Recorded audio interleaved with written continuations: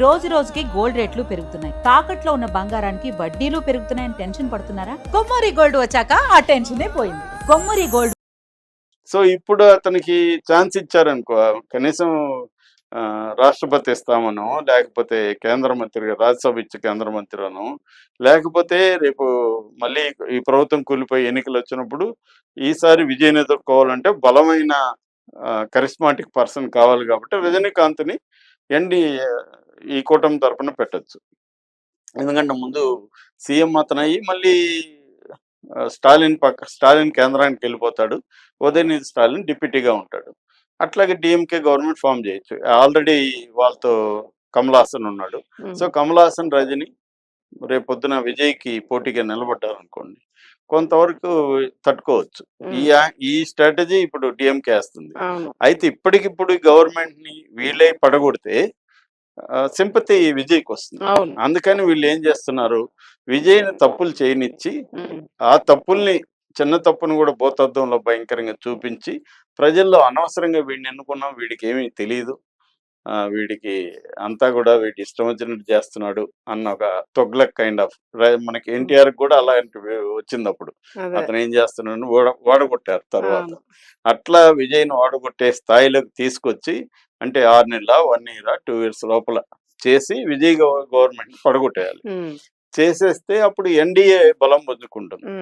అప్పుడు స్టాలిన్ రజనీకాంత్‌ని పెట్టుకొని, ఒకవేళ రజనీకాంత్‌ని స్టేట్‌లో కుదరకపోతే ఆయనకి రజనీకాంత్ రాష్ట్రపతి అడుగుతున్నాడని కూడా ఒక వదంతి వస్తుంది.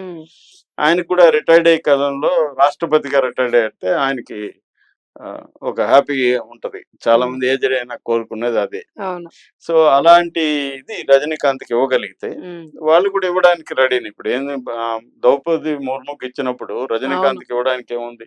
పైగా సౌత్ ఇండియాలో పట్టు రావట్లేదు ఇప్పటి వరకు. అందువల్ల ఆ యాంగిల్లో వెళ్దాం అనేది ప్లాన్ ఉంది. అందుకని విజయ్‌ది చిన్నది జరిగినా కూడా వాళ్ళకి ఉన్న మెకానిజం, వాళ్ళకున్న పార్టీ స్ట్రక్చరు, మీడియా మీద ఉన్న పట్టు, దీనంతా ఉపయోగించుకొని పెద్ద భూతద్దం. మామూలుగా అయితే ఐపీఎస్‌లని ట్రాన్స్ఫర్ చేయడం అనేది ఏ ప్రభుత్వం కొత్తగా వచ్చినా చేస్తుంది.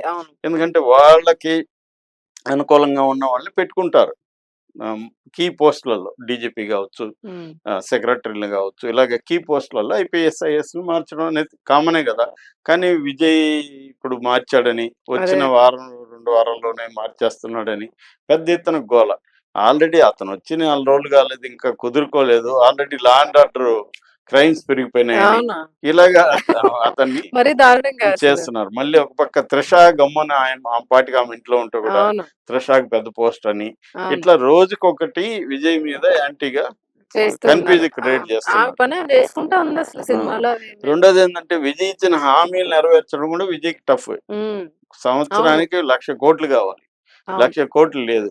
దేశంలోనే అతి ఎక్కువ అప్పున్న రాష్ట్రం నెంబర్ 1 తమిళనాడు. దాదాపు 10 లక్షల కోట్లు అప్పు ఉంది. సో ఇవన్నీ విజయ్ ముందున్న సవాళ్ళు. దీన్ని విజయ్ ఎలా డీల్ చేస్తాడనే దాన్ని బట్టే ఉంది. కాకపోతే ఏంటంటే, ఇప్పటికిప్పుడు ఇమీడియట్ గా 6 నెలల లోపలైతే గవర్నమెంట్ కూలగొట్టే పరిస్థితి లేకపోవచ్చు. కానీ విజయ్కి అది ఎప్పటికప్పుడు కత్తి మీద సామెత. ఆయన బ్యాలెన్స్ అంటే దాని ఏమంటారు, చిన్న సన్న దారం మీద బ్యాలెన్స్ చేస్తారు, సర్కస్ ఫీట్ చేసుకోవాల్సిందే. సో ఇది ప్రాబ్లం. ఎందుకంటే స్టాలిన్ కూడా వాళ్ళేం తక్కువ కాదు. 1967 నుంచి ఆ పార్టీ అనేక ఆటుపోట్లకు గురైన పార్టీ. సో వాళ్ళు ఆల్రెడీ బీజేపీలో గతంలో ఉన్నారు. మన ఈయన వాజ్పేయి పీరియడ్ లో బీజేపీలోనే ఉన్నారు. మళ్ళీ బీజేపీలోకి వెళ్తారు. కాకపోతే వాళ్ళకు ఉన్న ఇబ్బంది ఏంటంటే, సనాతన ధర్మాన్ని ప్లేగ్ తో, లేకపోతే డెంగ్యూతో పోల్చినాడు, ఇవన్నీ ఉన్నాయి కాబట్టి దాన్ని ఇంకా మార్చుకుంటారు. అందరూ యూటర్న్ చేసుకునే రాజకీయ నాయకులు కాబట్టి అట్లాంటి ఒక ఇబ్బందులు తప్ప, అదర్వైజ్ వాళ్ళు ఇప్పటికి ఇమ్మీడియట్ గా కాకపోయినా లోపాయికారిగా ముందు ఎన్డీఏలో కలిసి మెల్లగా ఎన్డీఏలో జాయిన్ అయ్యే అవకాశాలు ఉంది. అదిగానే అయితే ఏమవుతుందంటే, ఏఐడిఎంకే చీలిక వర్గం కూడా వీళ్ళతో కలిసిపోవచ్చు. అప్పుడు అక్కడ స్ట్రెంగ్త్ అవుతారు. వాళ్ళకి కూడా ఇతని ఇమేజ్ ఎదుర్కోవడానికి రజనీకాంత్ తీసుకోవచ్చు.